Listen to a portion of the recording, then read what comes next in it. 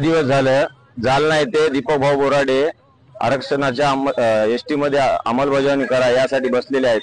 पण जे राज्याचे जे मुख्यमंत्री आहेत व त्यांचे शिष्टमंडळ आहे यामधलं कोणीही तिथे जाऊन भेट दिलेली नाहीये।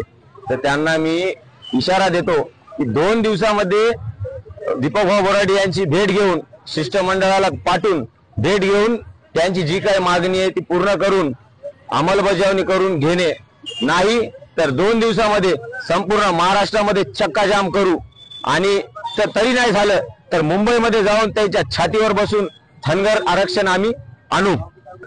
100% जाणार आहेत। 29 तारखेला सर्व धनगर समाजाच्या वतीने महाराष्ट्रभर ज्या ज्या आमदार खासदारांनी पाठिंबा दिलेला नाही समाजाला, धनगर समाजाच्या आरक्षणाला, त्यांच्या घरासमोर जाऊन आंदोलन करणार आणि त्यांना जाब विचारणार।